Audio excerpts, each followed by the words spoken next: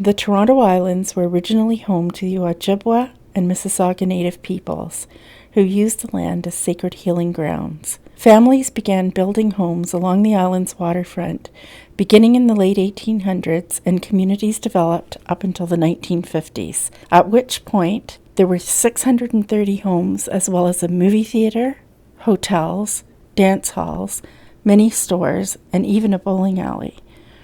In 1953, Metro Council commissioners made the decision to remove this entire community, replacing it with parkland, with the intention of greater public access.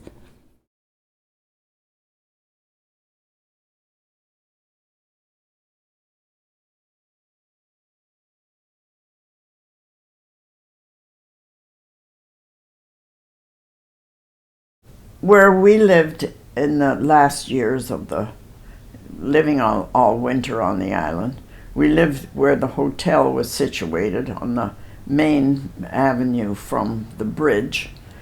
And so it was the focus of entertainment of sorts. As teenagers, we liked to dance, so we liked to have music. And of course, it was different in the summer because you had bands that were live music. It wasn't records. And so this was very important to teenage years, that would still continue to happen as the city took over the comings and goings for the whole island. And that was Hanlon's, Centre, and Wards. The demolition began in 1955, which led to not only all of the community's cottages and homes being torn down, but also the public attractions, such as hotels and dance halls, and everything that made up the vibrant life force of Centre Island's downtown core. What many people do not realize is that so many beautiful heritage buildings that could be publicly enjoyed today were destroyed unnecessarily, as had they been left in place, there would have been more than enough room for the public parkland across the 570 acres that stretches across the islands. Today, 270 homes remain on the neighboring islands of Wards and Algonquin. However, Centre Island holds an amusement park called Centreville that stands vacant for 8 months of the year.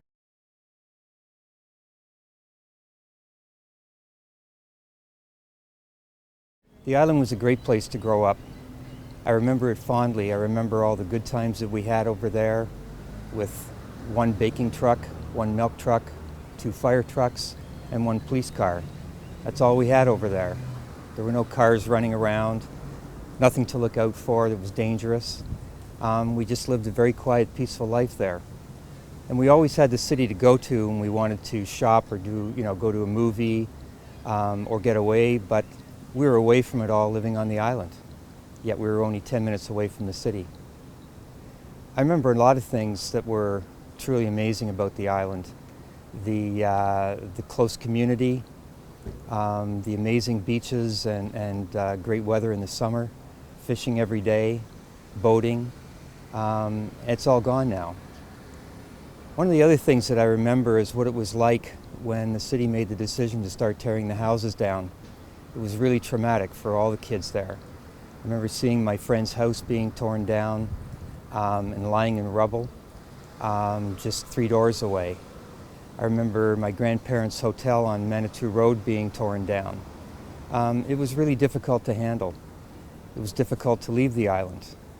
It was difficult to try and assimilate into society in the city. But those are things that we had to do because of the decision that they made.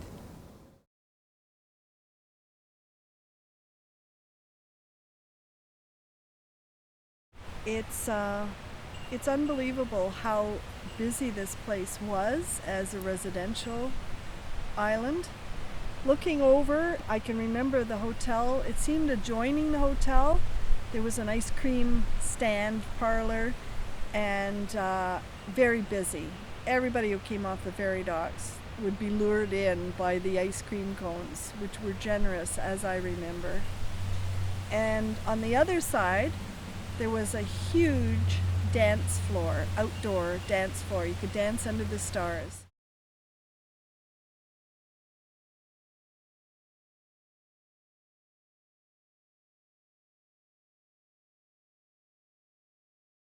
By getting rid of all the homes, it was supposed to make it a public park for everybody's use. And it was for everybody's use even in those days. It was something fantastic for people to come from the city and see this. And here we are. How many people are using this place? Now that it's October, there's no ferry. One of the things that I remember was my grandfather coming to me when I was 8 and saying that they're going to tear the island down one day. I didn't really understand what he meant because the only thing I knew growing up was the island. But he said it's going to happen. And sure enough, when I was 10, they started tearing it down.